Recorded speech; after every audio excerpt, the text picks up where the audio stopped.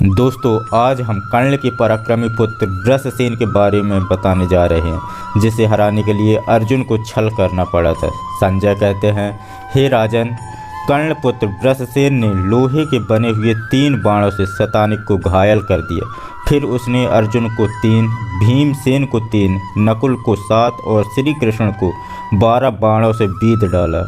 अलौकिक पराक्रम करने वाले वृषसेन के इस कर्म को देखकर समस्त कौरव हर्ष से भर गए और उसकी भरी भरी प्रशंसा करने लगे। परंतु जो अर्जुन के पराक्रम को जानते थे, उन्होंने निश्चित रूप से यह समझ लिया कि अब यह वृषसेन आग की आहुति बन जाएगा। तदंतर शत्रु वीरों का संहार करने वाले मानव लोक के प्रमुख वीर किरीटधारी अर्जुन ने समस्त सेनाओं के बीच माद्रिक कुमार नकुल के घोड़ों को वृषसेन मार डाल गया और भगवान श्री कृष्ण को अत्यंत घायल हुआ देख युद्ध स्थल में वृषसेन पर धावा किया।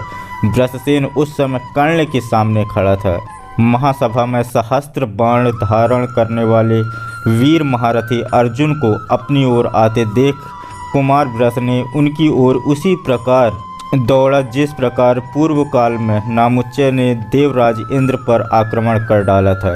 फिर महानुभाव कर्ण पुत्र वीर वृषसेन युद्ध स्थल में कुंती कुमार अर्जुन को तुरंत ही एक तीखे बाण से घायल करके जोर जोर से गर्जना करने लगा, ठीक वैसे ही जैसे नामुच्चय ने इंद्र को वीत कर संधान किया था। इसके बाद वृषसेन ने भयंकर बाणों द्वारा अर्जुन की बाईं भुजा मूल भाग से पुनः प्रयास किया था तथा बाणों से श्री कृष्ण को भी चोट पहुंचाकर 10 बाणों द्वारा कुंती कुमार अर्जुन को फिर घायल कर दिया।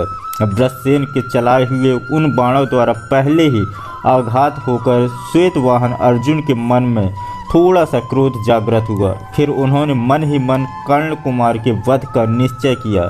तदंतर किरीटधारी महात्मा अर्जुन ने युद्ध स्थल में कर्ण पुत्र के वध का दृढ़ निश्चय करके अपने ललाट में स्थित भौहों को क्रोधपूर्वक 3 जगह से त्रिणी करके युद्ध के मुहाने पर शीघ्रतापूर्वक बाणों का प्रहार करना आरंभ किया।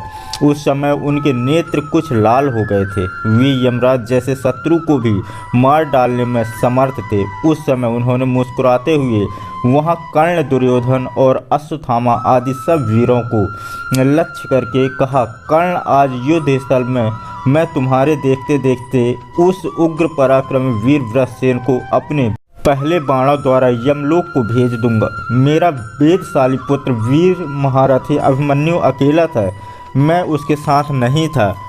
उस अवस्था में तुम सब लोगों ने मिलकर उसका वध किया था। तुम्हारे उस कर्म को सब लोग छोटा बताते हैं, परंतु आज मैं तुम सब लोगों के सामने वृषसेन का वध कर दूंगा। रथ पर बैठे महारथियों, अपने इस पुत्र को बचा सको तो बचाओ।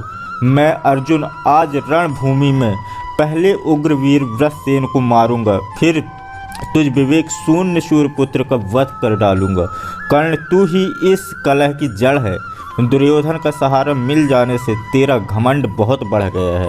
आज रण क्षेत्र में मैं एक छठ पूर्वक तेरा वध करूंगा और जिसके अन्याय से यह महान संहार हुआ है, उस नराधन दुर्योधन का वध युद्ध में भीमसेन करेंगे।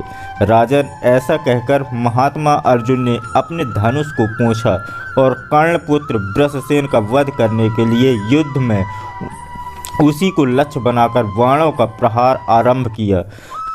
किरीटधारी अर्जुन ने हंसते हुए 10 बाणों से उसके मर्म स्थानों में निर्भीक होकर आघात किया। अर्जुन के बाणों में आघात हो बाहु और मस्तक से रहित होकर वृषसेन उसी प्रकार रथ से नीचे पृथ्वी पर गिर गया, जैसे सुंदर फूलों से भरा हुआ श्रेष्ठ एवं विशाल श्राल वृक्ष हवा के झोंके आकर पर्व स्थित से नीचे गिर जाते हैं। इस वीडियो में आपकी क्या राय है, हमें कमेंट करके ज़रूर बताएं। और आपको यह प्रस्तुति पसंद आई होगी, हमारे चैनल को सब्सक्राइब करें, वीडियो को लाइक कर दें, जिससे आप तक हमारी वीडियो पहुंचती रहेगी।